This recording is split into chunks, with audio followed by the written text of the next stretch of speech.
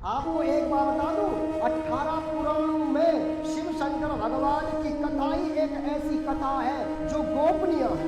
कैसे? हर कथा को मंच में गाया गया, हर कथा को रणभूमि में गाया गया। कभी रणभूमि में गाई गई, कभी अर्जुन को सुनाई गई, कभी यहाँ कभी वहाँ, कभी काठ मुसुंडी ने गाई, है ना। परंतु शिव शंकर भगवान की कथा को स्वयं गाने वाला कौन? शिव शंकर भगवान। एकमात्र शिव महापुराण ही है जिस कथा को स्वयं शिव शंकर भगवान ने अपने मुखारविंद से कही है। और किसको सुनाई? पार्वती। और कहाँ सुनाई? अमरनाथ। ये कथा सुनाऊंगा, परंतु ये कथा बड़ी गोपनीय है। इस कथा को हर कोई नहीं सुन सकता, पार्वती बनना पड़ेगा। पार्वती कौन है? जो मन की साफ है, जिसने अपने आप को महादेव को अर्पण कर दिया, जिसने अपने आप को शिव शंकर भगवान को अर्पण कर दिया, वो है पार्वती। अमरनाथ की गुफाओं में शिव शंकर भगवान कथा सुनाते हैं। इस अमर कथा, इस कथा का नाम क्या है? अमर कथा।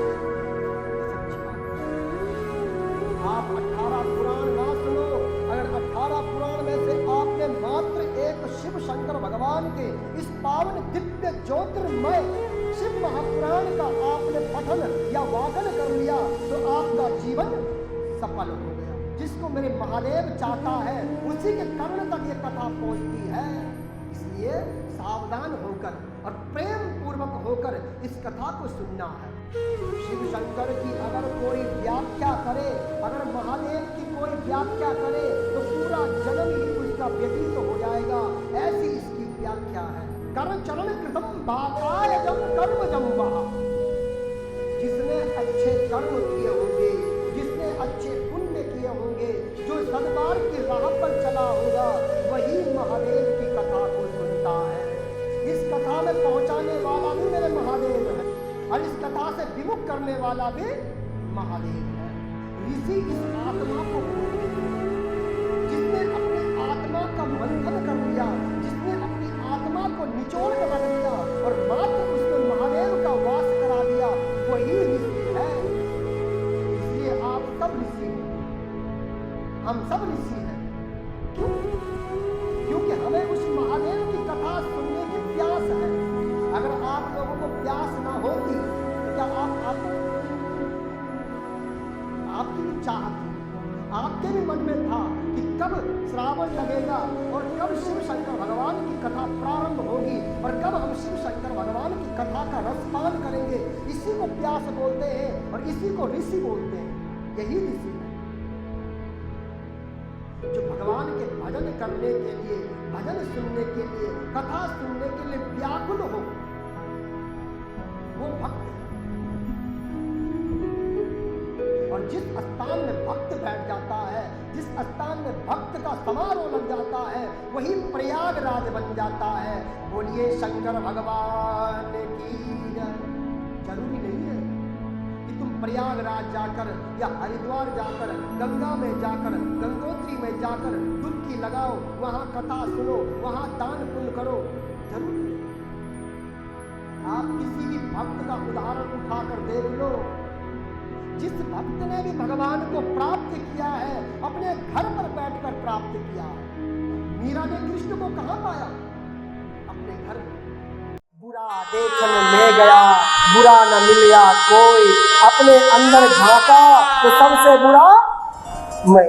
कोई संसार में बुरा नहीं, हम उसके साथ बैर करते हैं। अरे कोई बुरा नहीं है, अगर हम सही है तो सारा जगत सही दिखने लग जाएगा, और अगर हम बुरे हैं तो सारा जगत ही बुरा दिखाई देने लग जाएगा।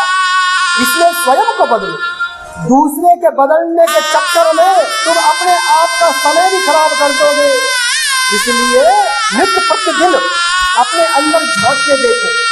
रोज अपनी एक आदत बना लो। जब रात को सोते हो, किसका बुरा सोचा? क्या मेरे मन में, मेरे दिमाग में कोई किसी के प्रति कोई गंदी भावना तो नहीं पैदा हुई? रोज अपने आप को पूछो, रोज अपनी आत्मा को निचोड़ो कि मेरे से कहां पर भूल हुई है। देखना आपका मन आपको आपके आईना दिखाना प्रारंभ कर देगा। परंतु नहीं, हम तो अपने मद और मोह में भरे पड़े हैं। हम इस संसार में सुख बटोरने के चक्कर में महासुख को भूल जाते हैं। इसलिए ऐसी भक्ति करो, ऐसी तपस्या करो, ऐसा नाम जपो कि जिस दिन भगवान से मुलाकात हो, जिस दिन भगवान के सामने हम जाए और हम आंखों में आंखें डालकर उस परमात्मा के साथ बात कर सके, तब संभव हो सकता है। जब हमने यहाँ अच्छे कर्म किए तब संभव है। हरे हरे महादेव शंभो काशी विश्वनाथ गंगे, काशी विश्वनाथ गंगे, काशी अमरनाथ गंगे, काशी विश्वनाथ गंगे। यही तो संसार का नियम है। अरे इस संसार से कुछ भी नहीं जाना है। माल खजाना धन दौलत कार मोटर है, सब यही रहना है। सलूट तक यहाँ रहेगा। कितनी सलूट कमाई, कितने पैसे कमाए, कितनी इज्जत कमाई, सब यही रहेगा। मात्र साथ जाएगा तो ये मीठी बोली के बोल। इसलिए हमेशा अच्छी वाणी बोलिए, अच्छे विचार रखिए। भगवान के सामने दीयाबत्ती लगाने की आवश्यकता नहीं है। भगवान के सामने आरती करने की आवश्यकता नहीं है। अगर अपने आप को आपने स्थिर बना दिया, अगर अपने आप को आपने अगर इस चुगली निंदा बुराइयों से बचा लिया तो वही भगवान की भक्ति है। इसका बात प्रभाव पड़ता है क्या? कई ने किसका चरित्र किया? मंथा कैसे बनी? सारे घर का तहस नहस कर दिया। राम जैसे घर का तहस नहस कर दिया। चरित्र का बड़ा प्रभाव पड़ता है। और हनुमान जी का चरित्र, हनुमान जी का किसका संग है? राम जी। देखो अजर अमर कर दिया। अर्जुन ने किसका संग किया? कृष्ण का। सारे कौरवों को विजय प्राप्त कर दी। इसलिए चरित्रवान रहो, चरित्र सही रखो। अगर आपका चरित्र सही होगा तो आपका चित्र अपने आप सही बन जाएगा। चरित्र से चित्र बनता है। चरित्र हमारा नींव है, कथा हमारा छत है। अगर नींव सही होगी तो छत अपने आप सही बन जाएगी। हिरण्यकश्यप के यहाँ प्रहलाद पैदा हुआ। अब प्रहलाद ने अपने पिता को ही छोड़ दिया। किसके लिए? चरित्र के लिए। बड़ी अद्भुत पूजा है महादेव। सभी देवी देवताओं की पूजा में श्रृंगार चढ़ता है। बड़े सुंदर सुंदर मुकुट चढ़ते हैं। किसी को बांसुरी चढ़ रही है, किसी को बेदंती माला प्रिया है, किसी को हार प्रिया है, परंतु मेरे महादेव को क्या प्रिया है? तो हमको संदेश देते हैं, याद रखना। हम सोचते हैं कि भगवान को प्रिय है। ना ना ना, क्या कड़वाई किसी को प्रिय हो सकती है? परंतु अपने पुत्र को प्रसन्न करने के लिए वो कड़वा पी जाते हैं, ताकि मेरे भक्त को ये लगे कि मेरा जो आराध्य है वो मेरे से संतुष्ट है। इसलिए ऐसा करना पड़ता है। सभी देवताओं को देवता कहते हैं, परंतु एक महादेव ही है जिनको देवों का देव महादेव कहते हैं। इसका अर्थ जानते हो क्यों कहते हैं? ऐसा क्या कारण है कि महादेव को महादेव कहते हैं? अरे आज समुद्र मंथन हो रहा है। समुद्र मंथन से 14 रत्न निकलने वाले हैं। सब किसकी लालसा में है? अमृत के लालसा में है कि अमृत मिलेगा, स्वर्ण मिलेगा, धन मिलेगा, ऐरावत मिलेगा, अप्सराएं मिलेंगी। इस चक्कर में मंथन हो रहा है। और जिस मंथन में महादेव है ही नहीं, उस मंथन में महादेव को कब बुलाया गया? जब कोलाहल विष निकला। ऐसा विष कि अगर उसकी एक बूंद भी गिरती तो सारा संसार समाप्त हो जाता। बिना सोचे बिना समझे संसार को बचाने के लिए उस जहर को पी गए। इसीलिए वो महादेव है जो औरों के लिए परोपकारी हो। अपने लिए तो पशु भी जी लेता है, अपने लिए डंगर भी जी रहा है, परंतु हमने मानव योनि प्राप्त की है। हमने उच्च मानव योनि को प्राप्त किया है। इसलिए इस मानव योनि में हमें भगवान सिखाता है कि हमें परोपकारी होना चाहिए। ध्यान मूलम गुरोर्मूर्ति पूजा मूलम गुरुपदम मंत्र मूलम गुरुर्वाक्यम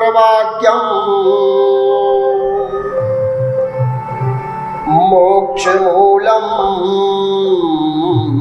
गुरु कृपा प्रभो प्राणनाथो विभो विश्वनाथं जगन्नाथ नाथं सदानंद भाजं जगन्नाथ नाथं सदानंद भाजं भवदव्यभूतेश्वरं भूतनाथं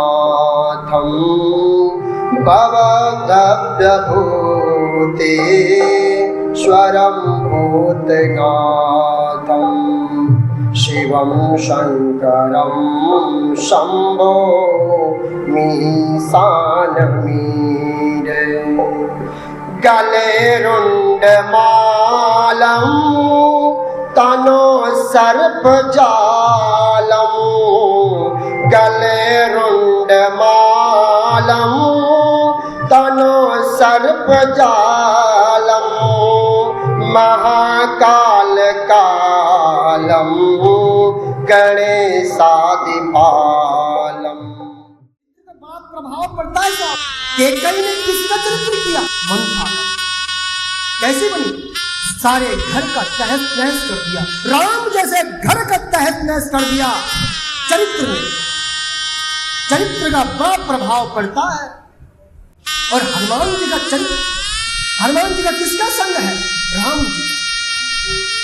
देखो अजर अमर कर दिया। अर्जुन ने किसका संग किया? कृष्ण का।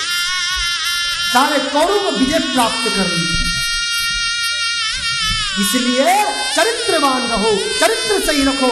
अगर आपका चरित्र सही होगा तो आपका चित्र अपने आप सही बन जाएगा। चरित्र से चित्र बनता है। चरित्र हमारा नींव है, कथा हमारा छत है। अगर नींव सही होगी तो छत अपने आप सही बन जाएगी। हिरण्यकश्यप के यहाँ प्रहलाद पैदा हुआ और प्रहलाद ने अपने पिता को ही छोड़ दिया। किसके लिए? चरित्र के लिए। बड़ी अद्भुत पूजा है महादेव।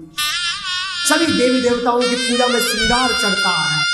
बड़े सुंदर सुंदर मुकुट चढ़ते हैं। किसी को बांसुरी चढ़ रही है, किसी को बेदंती माला प्रिया है, किसी को हार प्रिया है, परंतु मेरे महादेव को क्या प्रिया है? तो हमको संदेश देते हैं, याद रखना। हम सोचते हैं कि भगवान को प्रिय है। ना ना ना, क्या कड़वाई किसी को प्रिय हो सकती है?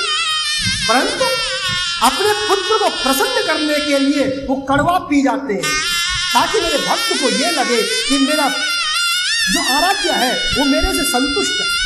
इसलिए ऐसा करना पड़ता है। सभी देवताओं को देवता कहते हैं, परंतु एक महादेव ही है जिनको देवों का देव महादेव कहते हैं। इसका अर्थ जानते हो क्यों कहते हैं? ऐसा क्या कारण है कि महादेव को महादेव कहते हैं? अरे आज समुद्र मंथन हो रहा है। समुद्र मंथन से 14 रत्न निकलने वाले हैं। सब किसकी लालसा में है? अमृत के लालसा में है कि अमृत मिलेगा, स्वर्ण मिलेगा, धन मिलेगा, ऐरावत मिलेगा, अप्सराएं मिलेंगी। इस चक्कर में मंथन हो रहा है। और जिस मंथन में महादेव है ही नहीं, उस मंथन में महादेव को कब बुलाया गया? जब कोलाहल विष निकला। ऐसा विष कि अगर उसकी एक बूंद भी गिरती तो सारा संसार समाप्त हो जाता। बिना सोचे बिना समझे संसार को बचाने के लिए उस जहर को पी गए। इसीलिए वो महादेव है जो औरों के लिए परोपकारी हो। अपने लिए तो पशु भी जी लेता है, अपने तो डंगर भी जी रहा है, परंतु हमने मानव योनि प्राप्त की है। हमने उच्च मानव योनि को प्राप्त किया है। इसलिए इस मानव योनि में हमें भगवान सिखाता है कि हमें परोपकारी होना चाहिए। एक और कथा सुनाता हूँ। नारद जी जो बुरे और अच्छे का सब ज्ञान रखते हैं वो है नारद। नारद नारद तो देवताओं का भी प्रिय है और भगवान का भी प्रिय है। नारद बोलते हैं रिपोर्टर को, जैसे आजकल के रिपोर्टर होते हैं ना, रिपोर्टर रिपोर्टिंग करते हैं, चाहे अच्छा हो चाहे बुरा हो उसकी रिपोर्टिंग करनी। उसी तरह नारद का काम भी है रिपोर्टिंग करना। कहाँ क्या हो रहा है, कौन क्या कर रहा है, किसकी दिन में क्या चल रहा है, कौन कहाँ पे छल कपट निंदा भगवान का भजन कीर्तन कर रहा है, उस सब की रिपोर्ट लेकर वहां भगवान तक पहुंचाते हैं। वो है नारद। नारद महाविद्वान जो साक्षात ब्रह्म के पुत्र हैं, वो है नारद, जिनको समस्त ज्ञान है। इतने प्रकांड विद्वान होने पर भी मैं तुम्हें नारद की एक कथा सुनाता हूँ। गंधराओं की पर्वतों पर बैठ गए, अतः एक गोपनीय जगह बैठ गए और वहां बैठकर शिव शंकर भगवान का गुणगान गाने लग गए, शिव शंकर भगवान की महिमा गाने लग गए और अपने आप की सुध बुध खोकर शिव शंकर भगवान में लीन हो गए। वर्षा गिर रही है, धूप है या सर्दी है, किसी प्रकार से आंधी तूफान कुछ भी हो, उन्हें आज कोई भी भान नहीं। निरंतर तपस्या चलती रही। देखिए आज स्वर्ग लोग इंद्र भी कांपने लग गया। तुरंत अपने कामदेव को बुलाया और कामदेव को वहां भेजा, कहा कि शीघ्रता से जाओ और नारद की तपस्या को भंग कर दो। कामदेव कौन है? ये काम वासना, इंद्र बोलते हैं इंद्रियों को। अपनी इंद्रियों को जिसने अपने बस में कर लिया और काम वासनाओं से जो परे हो गया, वही नारद बन सकता है। और वहां कामदेव अपना प्रभाव दिखाते हैं, परंतु कामदेव भी वहां आज हार गए। नारद जी ने जो है अपनी तपस्या पूर्ण कर दी और जैसे ही बाहर आए, अब उनके मन में क्या हुआ? अहंकार उत्पन्न हो गया। अहंकार कौन सा? अहम ब्रह्मास्मि। जब हमारे अंदर ये अहम ब्रह्मास्मि शब्द गूंजने लग जाता है तो हमारा पतन निश्चित है। मैंने किया, अहम, मैंने, ब्रह्मास्मि, मैं ही सबसे बड़ा हूं। आज नारद जो है सर्वप्रथम जो है विष्णु लोक जाते हैं। विष्णु लोक में आज जाते हुए नारायण का भजन तो कर रहे हैं, परंतु मन में क्या है? अहंकार है, राग है, अहम ब्रह्मास्मि का शब्द गूंज रहा है। बाहर से तुम जितने मर्जी हरे कृष्ण हरे राम कर लो, परंतु अगर मन चंचल बना पड़ा है, अगर मन आपका आपके बस में नहीं है, तो आपका किया हुआ सब क्या है? व्यर्थ है। इसलिए अपने मन को पकड़ के रखो। आज नारद राम राम कहता तो है, कृष्ण कृष्ण कहता तो है, परंतु वो भाव नहीं है जो भाव बनता था। भगवान के सामने गए, विष्णु भगवान के सामने पहुंचे। भगवान समझ गए कि आज मेरे भक्त के अंदर अहंकार आ गया। जाकर ही सबसे पहले नारायण नारायण करते हुए अहम ब्रह्मास्मि, मैंने आज काम पर विजय प्राप्त कर ली। फिर गए वहां से ब्रह्मलोक। अब अंततः महादेव की तरफ बढ़े। हे महादेव, मैं आपकी वंदना करता हूँ, आपकी आराधना करता हूँ। हे शिव शंकर महादेव, मैंने आज काम पर विजय प्राप्त कर ली। अब नारद के सामने सुंदर नगरी बनाई गई। वहां का राजा शीलनिधि, सुंदर कन्या, उसका आज वरण होने जा रहा है। बड़े बड़े राजा वहां आ रखे हैं, बैठे हुए हैं। अचानक उस रास्ते से ही नारद भी चले गए। नारद हैरान हो गए कि मैंने आज तक ऐसा सुंदर नगर तो देखा ही नहीं। मैंने संसार का सारा कोना देखा, परंतु ये कोना मैंने आज पहली बार देखा। राजा शीलनिधि सामने आए और कहा, हे प्रभु, हे भगवान, आज मैं धन्य हो गया जो आज आपके दर्शन हुए। हे प्रभु, आज ऐसे शुभ लक्षण पर आप आए हो कि आज ही मेरी पुत्री का जो है स्वयंवर होने जा रहा है। बड़ा सम्मान हुआ नारद जी का। अब अपनी पुत्री को बुलाया कि आओ, नारद जी आए हैं, इनका आशीर्वाद लो। नारद ने जैसे ही पुत्री को देखा, उस पे मुग्ध हो गए। बोलिए शंकर भगवान की जय। देखो कितने बड़े नारद है। देखो हम तो नारद के सामने एक कीड़े के बराबर भी नहीं है। नारद त्रिकालदर्शी है, तीनों लोकों में जाने माने हैं। कल क्या हुआ, अब क्या हो रहा है, कल क्या होने वाला है, जिनको पूरा भान है। परंतु आज उनकी मति भी धरी की धरी रह गई। किसके सामने? माया के सामने। उस पर मुग्ध हो गए। अब सोचा कि इस पुत्री के साथ वर्ण तो मैं ही करूंगा। नारद जी आप विष्णु भगवान के पास पहुंचे और विष्णु भगवान के सामने अपनी सारी बातें कह दी कि प्रभु ऐसी ऐसी बात है, आप जो मुझे सुंदर सा रूप दे दीजिए। अब नारद जी को बोला कि तुम्हारा रूप सुंदर हो जाएगा, पकड़ोगे क्या रूप का, क्या आन पड़ी है कि तुम्हें रूप चाहिए? क्या प्रभु तुम्हें बाद में बताएंगे, सद्बुद्धि मांगो, सद्ज्ञान मांगो। भगवान के सामने खड़े हो जाते हैं, ए परमात्मा मुझे कार दे दे, मुझे जो है बंगला दे दे, मुझे मोटर दे दे, मुझे पैसा दे दे। अरे मत किया करो याचिका भगवान के सामने। भगवान के सामने याचिका करने वाला व्यापारी होता है। जो भगवान के सामने याचिका करता है कि परमात्मा मुझे ये चाहिए, परमात्मा मुझे वो चाहिए, वो भगवान के साथ डील करता है। डील करने वाला भगवान का भक्त नहीं हो सकता। परमात्मा मुझे ये दे, परमात्मा मुझे वो दे, देने के लिए तो दे देगा, शीघ्रता से दे देगा, परंतु जो भगवान और तुम्हारा प्रेम है वो खंडित हो जाएगा। किससे मांगते हो? जो अंतर्यामी है, जो घट घट में बैठा हुआ है, जो हमारे समस्त पाप और पुण्य को जानता है, उसके सामने आप याचिका करते हो। खुद का उपहास उड़ाते हो या परमात्मा का? जिसमें तेरा हित होगा वही भला होगा। नारद वहां से चले गए। नारद सोचते हैं कि भगवान ने मुझे आशीर्वाद दिया है, भगवान से मैंने उनका रूप मांगा है, जितने सुंदर मेरे परमात्मा है उतना ही सुंदर मैं बन गया हूं। अब वहां चले गए। चलते चलते आगे बढ़े तो शिव जी के गण भी उनके साथ चल दिए। ये दो गण कौन है? धर्म और कर्म। ये धर्म कर्म है जो हमारी सारी रिपोर्ट लिखते हैं, हमारी सारी बातें लिखते हैं। हमने आज क्या किया, हम कल क्या करने वाले हैं, परसों हमने क्या किया, हमने गोपनीय से गोपनीय पाप किया हो या हाथ से या मानसिक से या तन से मन से कोई भी पाप किया हो, सबका लेखा जोखा रखने वाले हैं ये दो गण। हम बड़ी चतुराई से किसी के साथ ठगी करते हैं, हम सोचते हैं हम बड़ी ठगी कर ली, वो भी सब लिखा गया। हमने कहीं पर धर्म किया, कर्म किया, पूजन किया, वो सब लिखा गया है। इसी तरह हमारे साथ ये दो गण चलते हैं हमेशा।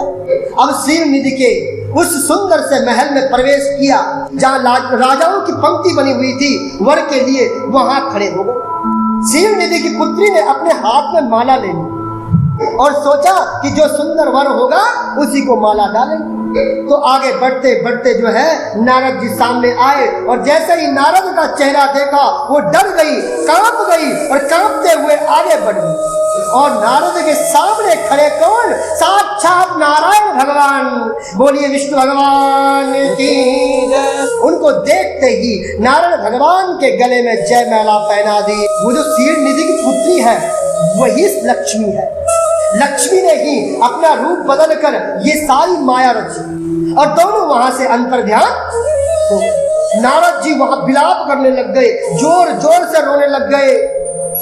अब जो पीछे दो गण हैं वो उन पे हंसने लग गए, इनको खिलौनी करने लग गए कि हे नारद क्यों विलाप करते हो, तुम्हें कैसे वो वर चुनती, अपना चेहरा तो देख लो, आईने में अपना चेहरा देखो, हमेशा अपने आप को आईने में देखो। जैसे ही उस पात्र में अपने आप को देखा नारद जी के तो होश उड़े। बानर सा मुख देखकर आज तो उन्हें अपने इष्ट पर बड़ा क्रोध आ गया। आज उस नारायण भगवान को गाली देने लग गए। किसके लिए? मद मोह के लिए, एक स्त्री के लिए जो कुछ क्षण का सुख है, उस सुख के लिए वो अपने भगवान को भुला बैठे और अपने भगवान को गाली देने लग गए। विष्णु लोक पहुंचे तो साक्षात आज विष्णु भगवान अपनी उस सुंदर जिसके साथ वर्ण किया उसके साथ विद्यमान है। अब ऐसे भावुक दृश्य को देखकर अब नारद जी तो और भी आग बबूले हो गए। अच्छा आप ही आए थे वहां, मेरे को तो बानर रूप दे दिया, अब खुद जो है उसके साथ स्वयंवर करके बैठे हुए हो। हे निर्लज्ज, तू हमेशा इसी तरह छल करता रहा है, तूने इसी तरह सदैव छल किया है। तूने हिरण्यकश्यप के साथ छल किया,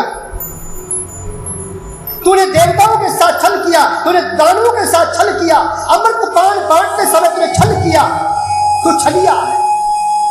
और तू अपने भक्त के साथ भी छल करता है। तूने वृंदा के साथ छल किया, तू महाछली है। तेरा भक्त होना महापाप है। हे विष्णु, तू बड़ा कपटी है। हे विष्णु, जो आज तूने मुझे चेहरा दिया है, जो आज तूने मेरी सूरत बनाई है, मैं तुझे श्राप देता हूं। तू मानव योनि में पैदा होगा। जिस स्त्री के वियोग में आज मैं तड़प रहा हूँ, जिस तरह से मैं आज स्त्री के वियोग में तड़प रहा हूँ, उसी तरह तू भी मानव योनि में जाएगा और वहां स्त्री के वियोग में तड़पेगा और वन वन भटकेगा। और जो तूने वानर का रूप मेरा बनाया है, यही वानर तेरे सहयोगी बनेंगे, तेरी सहायता करेंगे। नारद साप दीनी एक बारा, कलप एक तेई लगी अवतारा। गिरिजा चकित भाई सुनी बानी, नारद विष्णु भगत मुनि ज्ञानी। इतने धीर पुरुष,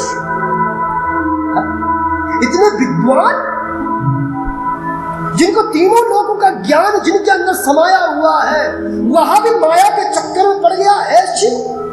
पार्वती पूछती है, गौरी पूछती है शिव शंकर भगवान से, हे महादेव, ये कैसी माया है?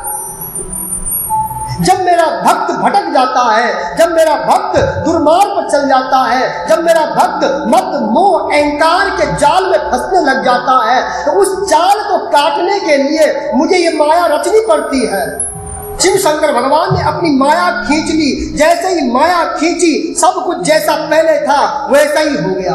बोलिए शंकर भगवान की जय। स्वयं विलाप करने लग गए कि हाय, मैंने ये क्या किया, मैंने अपने इष्ट को ही गाली दे दी, मैंने अपने इष्ट को ही श्राप दे दिया।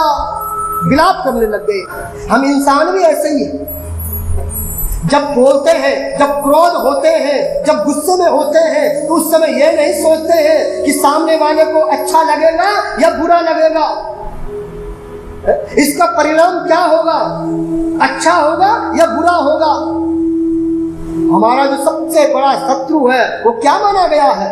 क्रोध। जिसने क्रोध को जीत लिया उसने स्वयं को जीत लिया, क्योंकि क्रोध तो मात्र 2 पल का है। ये जिह्वा ही तो है जो हमको बैरी बनाती है, और ये जिह्वा ही है जो हमारा दुश्मन बनाता है। इसलिए अपनी जिह्वा को अपने अधीन करके रखो। इस जिह्वा को बार बार टटोलो कि मैं क्या बोलने जा रहा हूँ, मैं क्या बोल रहा हूँ। शिव के गणों को ढूंढने लग गए कि उन्होंने मुझे पहले ही चेतावनी दी थी, परंतु मैं उनकी बात न माना, धर्म और कर्म की बात न माना, क्योंकि धर्म और कर्म हमें बार बार जागृत कराता है, बार बार हमें बोध करवाता है, परंतु हम फिर भी अनसुनी कर देते हैं। नारद ने क्रोध में आकर उन दोनों को क्या दिया था? श्राप दे दिया था। उन दोनों गणों को भी श्राप दे दिया था कि तुमने मेरे पे हंसे हो, तुमने मेरी ठिठोली की है, इसलिए तुम राक्षस बन जाओ। तुमने राक्षस जैसा कार्य किया, इसलिए उन दोनों गणों को भी क्या दिया था? श्राप दे दिया। अब उनको ढूंढने लग गए। अब उनके सामने आए। सबसे पहले उनसे क्षमा प्रार्थना की कि मुझसे भूल हो गई। कहा कि मेरा श्राप तो मिथ्या नहीं हो सकता, मेरा श्राप तो लगेगा, परंतु तुम महादेव के भक्त हो और तुम सदैव महादेव के ही भक्त रहोगे। तुम राक्षस कुल में पैदा अवश्य होंगे, परंतु तुम भगवान भोलेनाथ से विमुख नहीं होंगे। तो इसलिए जो है वो शिव शंकर भगवान के गण ही रावण और कुंभकर्ण के रूप में प्रकट हुए और शिव शंकर भगवान के परम भक्त कहलाए। बोलिए शंकर भगवान की जय। याद रखना, कभी भी काम पर विजय प्राप्त नहीं कर सकते। ये तो स्प्रिंग है, स्प्रिंग। आप जैसे ही छोड़ोगे वो वहीं पहुंच जाएगी जहां से शुरू किया। इसलिए सदैव अपने काम मन को पकड़ के रखो। एक जंगल में एक साधु रहते थे, तपस्या करते थे। घर परिवार गांव मोहल्ला सब छोड़ ऐसी जगह चले गए जहां कोई प्राणी ना आता हो, ऐसी जगह बैठ गए और महादेव का ध्यान करने लग गए। उनका प्रण था कि 12 वर्ष तक मैंने तपस्या करनी और 12 वर्ष तक मैं जो है मात्र पेड़ की छाल और पेड़ के पत्तों को खाया करूंगा। वास्तव में आज जो है महात्मा ने 12 वर्ष में अपनी तपस्या पूर्ण कर दी। तपस्या पूर्ण कर दी तो 12 वर्ष के बाद जैसे तपस्या पूर्ण हुई, अब मन में अहंकार उत्पन्न हो गया। अहंकार ही तो है जो हमें जलाकर भस्म कर देता है। ये मद मोह तो है जो हमें मिटा देता है। 12 वर्ष के बाद जो है आज वहां कामदेव आते हैं अपने भेष बदलकर। एक सुंदर सा पुरुष आया और उस ऋषि के सामने गए, कहा कि हे महात्मन, आपके दर्शन पाकर मैं धन्य हो गया हूँ। आज आपके दर्शन किए हैं, मैं धन्य हो गया। प्रभु, क्या आपको कोई काम रूपी कुछ वस्तु सताती है कि नहीं? मैंने तो इन सब पर विजय प्राप्त कर ली है। अब तो मैं इन चीजों से बिल्कुल परे हूँ। मुझे कभी भी जो है काम मोह मद नहीं सता सकता। मैंने इस पे विजय प्राप्त कर ली। अब वहां से कामदेव चले, कहा कि महात्मन, ये आपका बड़प्पन है, ये आपकी भूल है, ये आपका अहंकार बोल रहा है। और बोलते बोलते वहां से चले गए।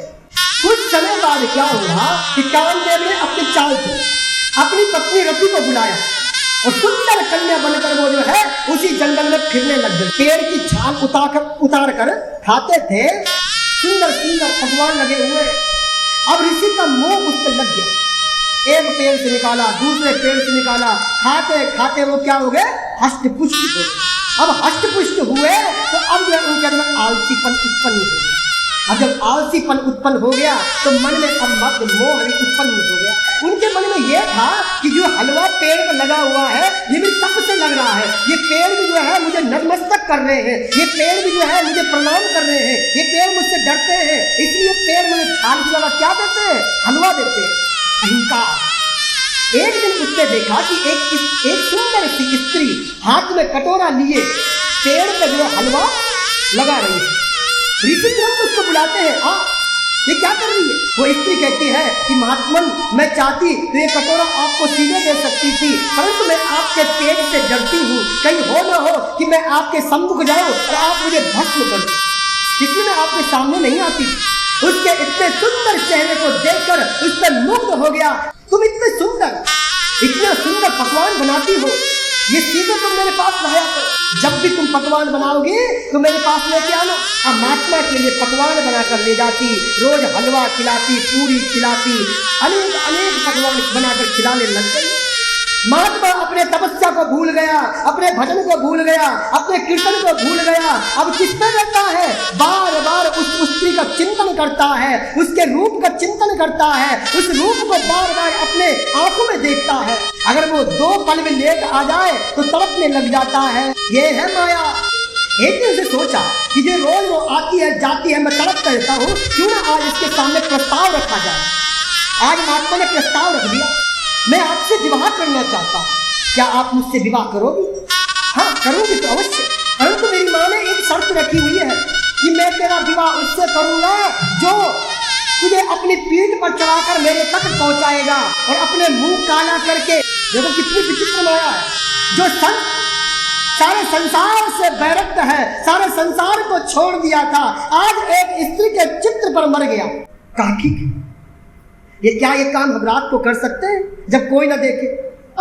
शर्त तो यह है कि पहुंचाना है, अपनी पीठ में बिठाकर मुझे, और अपना मुंह काला करके, अपना मुंह काला किया और उसको अपने पीठ में बिठाया और चल पड़ा नगर की तरफ। सारे हंसने लग गए, सारे देखने लग गए। जैसे ही दरवाजे तक पहुंचा उसी समय कामदेव वहां प्रकट हो गया। कहा कि ये सब मेरी ही बनाई हुई माया है।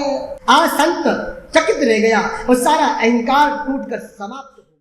चांदी सोना धन सभी है जग में बेकार, सदकर्म से जीव का होता बेड़ा पार। खास नहीं कि तुम्हारे पास कितना सोना है, कितना चांदी है, ये सब यही धरा का धरा रह जाएगा। मात्र एक जो साथ निभाएगा वो होगा सदकर्म। इसलिए सदकर्म को बटोरते रहो। अब कोयले की खान में जो है हीरा ढूंढना है, अब हीरा वही ढूंढ सकता है जिसको हीरे की पहचान होगी। अब कोई ना समझ मूर्ख अगर कोयले की खान में जाता है तो कोयले को ही हीरा समझ बैठेगा और बोरी भर भर करके जो है संभालने लग जाएगा। हीरा मिलता भी है तो वो वहीं छोड़ देगा, वो सोचे न जाने क्या पत्थर है। उसी तरह से हम यहाँ धर्म रूपी कर्म रूपी सत्य रूपी उन हीरो को छोड़ रहे हैं और उन बुराई रूपी कोयले की खान को लाद रहे हैं, जिसका कोई मतलब ही नहीं है कि मैं कपट करूं, दूसरे की निंदा करूं, दूसरे की बुराई करूं, चुगली करूं और मुझे अच्छा मिले। क्या ऐसा हो सकता है? आपने पेड़ जो है बबूल का बोया है तो आपको बबूल ही मिलेगा। मैं आज आपको भगवान की बुराई बताता हूँ, शायद ही कोई बताए।